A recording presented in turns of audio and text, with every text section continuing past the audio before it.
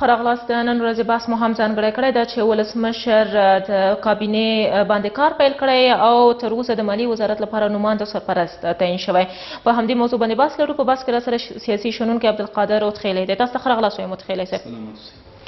اوتخیلی صاحب په پیل کې لیدو چې ولسمشر له لورې په د کابینې په کارونو کې کار پیل شوی. دا په دې معنی ده چې له عبدالله سره خبرې هېڅ پایلې ته نه دي رسېدلي. بسم الله الرحمن الرحیم. ښاغلي نیازی سلامونه تاسو ټول لیدونکو او اورېدونکو ته کور ودان. زه فکر کوم چې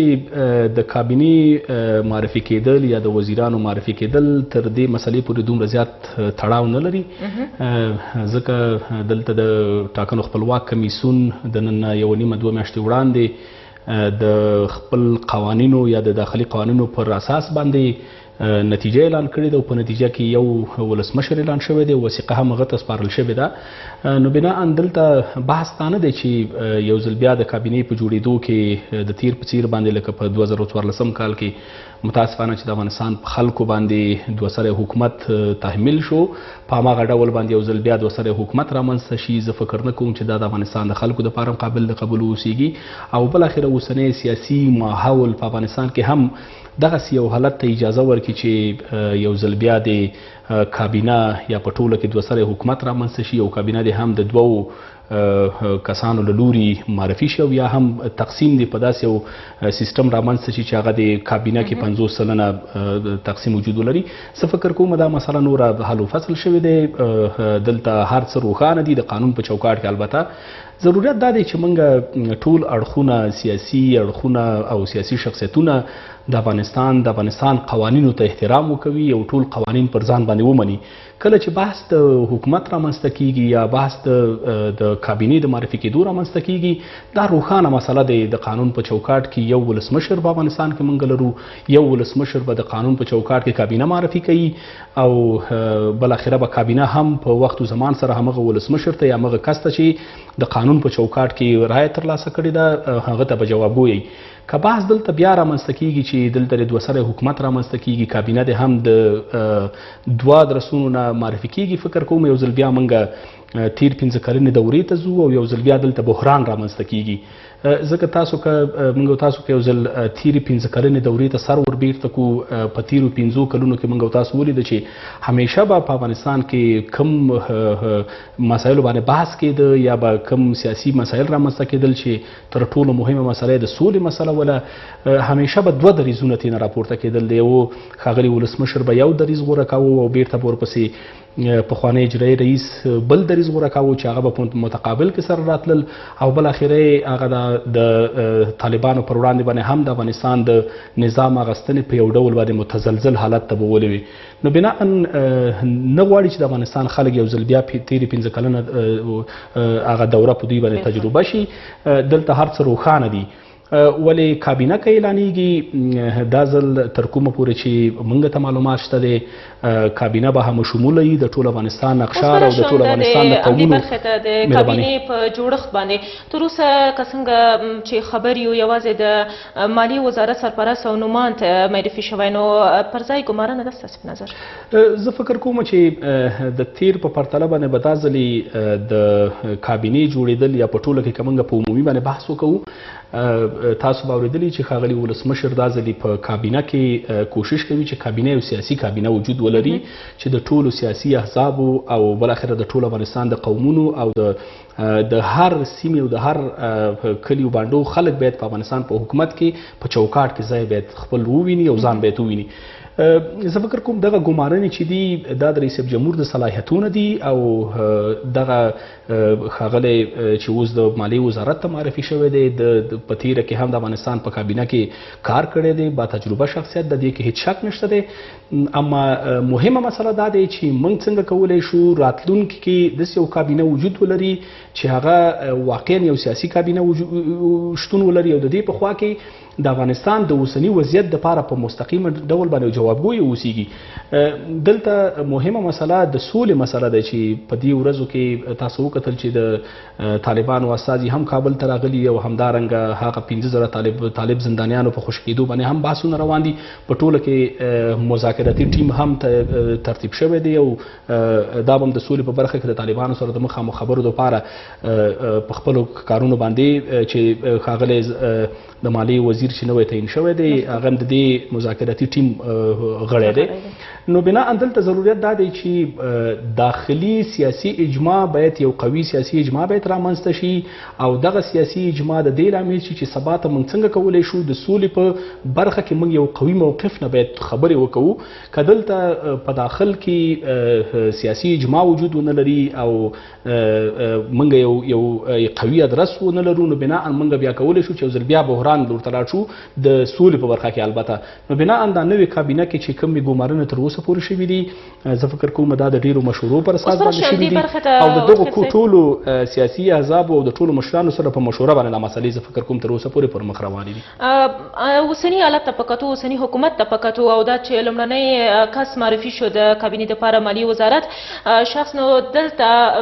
راتلونکې کابینه ستاسو په نظر څومره مسلکي او څومره به بېطرفه کابینه وي؟ ګوري په ټوله کې کابینه یا په راس کې د وزارتونو وزیر صاحبان چې دي هغه په ټوله کې باید سیاسي په ټوله دنیا کې دا یو وصل دی چې هغه یو سیاسي بستونه دي یو د وزارت پر سطحه باندې. نو دلته ضرورت دی چې موږ هغه اشخاص باید وګمارل شي چې هغه سیاسي بیس ولري او دوی د افغانستان ټول وضعیت ورته روښانه او په نړیواله سطحه باندې هغوی حد اقل یو شناخته څیره وي او همدارنګه هغه د نړیوالو اعتبار هم په دوی باندې وجود ولري. اما په بل اړخ ته کرا شو چې هغه تخنیکی اړخونه دي هغه ټول په دومره کټګوري کې چې د معین صاحبانو پورې تړاو لري. فکر کوم چې د معین صاحبانو په برخه کې به بیا د تعینات چې هغه په داسې یو سطحه باندې زما په نظر باندې وجود ولري چې هغه به بیا تخنیکی برخه وي چې ځکه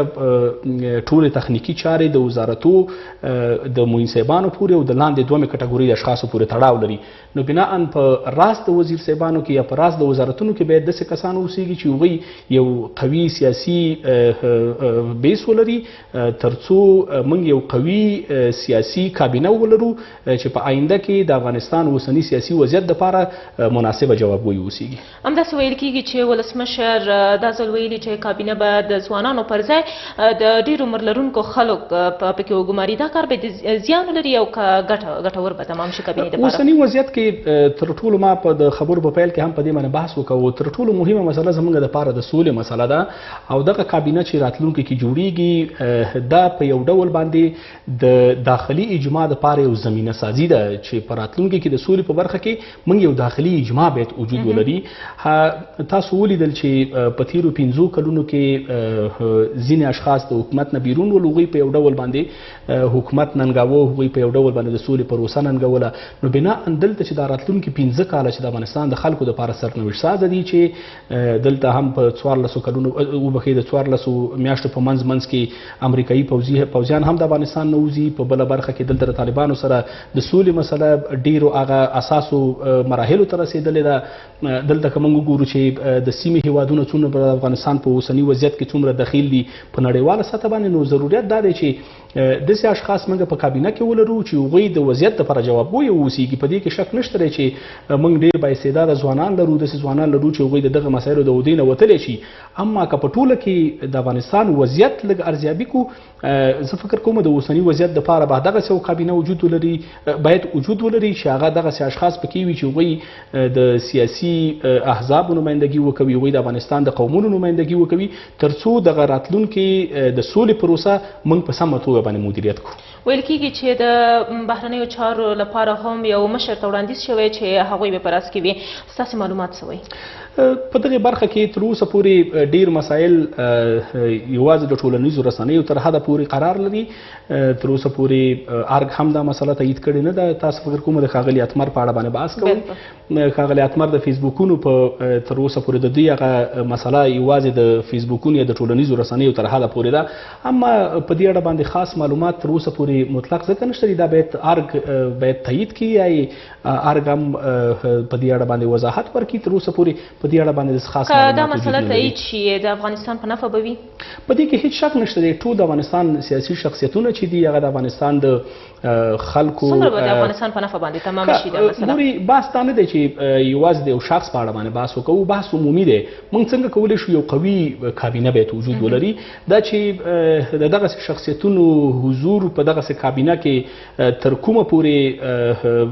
ښه تمامېدلی شي معاصره تمامېدلی شي فکر کوم دا به د وخت په جواب ورکړي چې څنګه موږ کولی شو دغسې اشخاص وکولی شي د افغانستان د اوسني وضعیت دپاره جوابګوی اوسېږي فکر کوم دا به وخت ته پرېږدو د راتلونکې کابینې لپاره باید کوم معیارونه نظر کې ونیول شي مهمه مسله د افغانستان په اوسنیو شرایطو کې اوله د سولې مسله ده او دوم ورپسې د افغانستان اقتصادي بحثونه د افغانستان اقتصادي مسله ده او په اوس وخت کې تر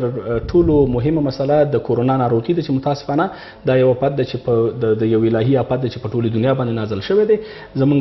هیله دا ده چې په دې برخه کې باید ډیر جدي اقدامات وشي د کورونا د مخنیوي لپاره دلته هم حکومت مسؤلیت لري هم د افغانستان خلک مسؤلیت لري چې خپل مسؤلیتونه باید ادا کړي اما په ټوله کې زموږ د کابینې تمه دا ده چې د ټولو